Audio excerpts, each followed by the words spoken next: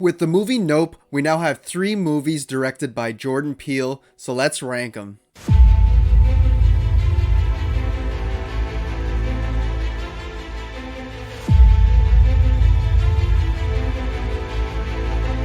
Hey guys, welcome back to the channel. Hope you're having a good one today. I'm the movie ranker, and today I'm ranking all 3 Jordan Peele movies from worst to best.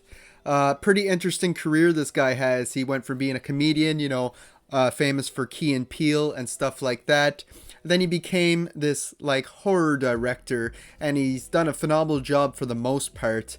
And you'll notice this video was filmed a few months back when Nope was released, but my thoughts haven't really changed on these 3 films or the ranking, so I figured I would put this out on my new channel for you guys. I hope you enjoy it. Make sure you like the video and subscribe to the channel if you enjoy content like this, and let's get into the ranking. So coming into last place, we got the brand new release Nope 2022. Not the biggest fan of this one, but getting into the positives first. I think it got great cinematography, great camera work. Some of the shots look really gorgeous. The lighting's real nice too. There's some nighttime scenes, but you can see everything that's going on. It's shot really well, as well as the sound design. We hear like different. You get like when the alien presence is around, all the radios and everything shut down, so it's quite quiet. So this would be a great theater experiences because you can hear like screams in the distances and horses and that. And it just sounds really awesome and really clear. And as well as the performances in this film, I think everybody does a great job with what they're given. Great acting all around. And I also love the concept of this film. I'm a pretty big sci-fi fan, and you throw a little bit of thrills and horror in there. That's my type of movie. But I think it fails on the execution here. The movie just seemed to drag on for way too long with not much happening. And the whole final act just felt very cheap to me, and I kind of felt cheated because we had all this build up and I was so interested and intrigued. And yeah, it was just a big letdown in the final act for me. The UFO or creature itself was a cool idea on paper, but it looked terrible on film. Did not like the look of it at all, and its final transformation or reveal at the end was also ridiculous to me. I didn't like the way it looked at all. There are some cool things in here, like how it uses clouds for cover and kind of has a camouflage, and what happens to the people that get abducted. I thought those were real interesting ideas, but again, the story itself as a whole just doesn't work for me. And the whole subplot involving the chimpanzee just felt really forced inside this movie. Like, they didn't connect real well. It didn't feel natural to me. Although I do see the similarities in filming the chimpanzee and this alien, filming wild creatures and getting inside their space could end with deadly consequences, like when you're exploiting them, right? But yeah, this is just easily my least favorite Peele movie, and it's one that I have really no desire to rewatch. Coming in at second place, we got Us from 2019. Now, Us and obviously Get Out, I enjoyed a whole lot. This is a huge step up from the movie Nope. But this one still has its problems, but let me get into it. First off, I love the whole concept of everybody having their own doppelgangers who live underground, and they come up to try to replace us and take their place. I thought that was a real cool concept, feels very 80s to me. Maybe just a little bit too serious for the 80s vibe, but nonetheless, I really dug that. And the tethered, we will call them the doppelgangers, they looked really cool with their red jumpsuits and their scissors coming to cut the ties. A lot of symbolism there. And these doppelgangers are really ruthless, unapologetic, and just very barbaric in the way that they interact with each other. And all the actors who play them do a phenomenal job because, listen, they had to play 2 different types of people, right? The regular people and the tethered. So that's a lot of commitment for an actor. And the main lead, what's her name? Lupita Nyong'o. Hopefully I didn't screw that up. She plays Adelaide, and she does such a phenomenal job. And that's where I feel like the story gets a little bit messy, especially in the final act, but the performances are so good, and that's what elevates this film for me. I do like the themes in this film, even though they don't feel fully fleshed out, about like inequality and how giving the right opportunity you can really achieve anything, right? It does lose me a bit with the whole hands across America thing and how they're all holding hands across America. That whole thing is, it kind of bogs down the story just a little bit for me. And like I said, once we get into the final act, when we go back underground and that, it does get quite messy. I do like the twist though, the big reveal at the very end regarding our main lead. I thought that was a really cool twist. And all in all, this is a pretty fun watch. It's entertaining. It takes itself, like I said, a little bit too seriously near the end there, and it should have just had more fun with it.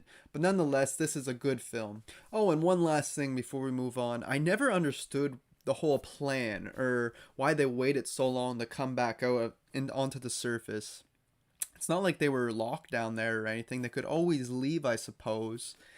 That part just never made much sense to me. They explained that, oh, they needed time to plan it out, but it didn't seem like they had much of a plan. They were literally just going up there to kill everybody else. That's what it seemed like to me. So yeah, that whole plot line didn't make sense to me. Why they were just staying down there that whole time for like 30 years or whatever the hell, how much time it was. But aside from that, this is a fun movie. But easily coming in the first place for me is Get Out from 2016, Jordan Peele's debut, and he nailed it out of the park on this one. I liked this movie upon its release, but rewatching it for this ranking, I loved it even more. The concept is just so original and the most clever out of these three films, hands down. And it just has the perfect build-up of mystery and tension throughout. Like, right from the get-go, you know something's off with this family, but they do a really good job of building their characters and unraveling the story. And with all three of these films, Peele always tries to put in some deeper meanings, some messages in there, some social commentary, and it doesn't always work, but in this film, it does 100%. He hits the nail on the head. Like, whether you're talking about interracial relationships, racism, how black people go missing and there's not much done about it. Like, people seem to just forget about it and don't go searching. There's so much in this film to unravel, and it's all executed at the perfect way. Even if you look back at the small things like the deer scene, when they hit the deer at the very start in this movie, and it's crying for help, but it can't move, it's like paralyzed.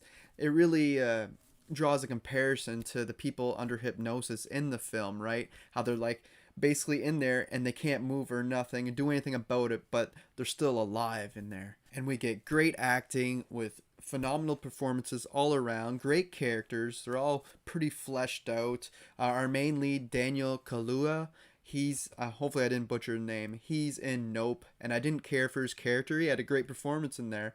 But in this movie, I love his character. He gets a nice arc in there. We learn about his childhood and how he had a traumatizing experience, and it plays out farther in this film as an adult, like with the very end scene, leaving his girlfriend there basically to die when she was bleeding out, where he was mad at himself for doing that with his mom, with not giving her any help, right? And it's just so much here to unravel. Such a great film. I love his best buddy in this that works for the TSA, and how he's always doing his own thing, trying to uncover this mystery on his own from home. And he comes to the rescue at the end. I love his character. He has great comedic timing. That's one thing I can say about Peele in all these movies, the way he written them. He's a comedian, right? And he's making these thrillers, these horror movies, and he puts in the right amount of comedic timing. Like, sometimes comedy can take away from the tension in that, but it doesn't in these films. He knows exactly where to place it, and it's usually always funny. And also the girlfriend character in this plays it so innocent so well. Like, for a while you're believing that she's one of the good ones, but once we see the way she eats cereal, we know that she's one of the craziest of them all. And all in all, this is just a brilliant film with not many flaws. Like I said, I love everything about it, the whole family dynamic and how they all serve a purpose in their family in very bad ways. And yeah, this is just a great debut from Peele, and it easily comes in the first place for me. So there you have it, guys. There's my ranking of all 3 Jordan Peele films. I would love to hear your thoughts in the comment section. How do you rank these films? Are you a fan of him? Are you excited to see what he has coming out in the future? I'd love to hear it in the comment section. Again, you can check out all my links in the description, my letterbox, my Instagram, if you're interested in that type of thing. And until next time, guys, thanks for watching.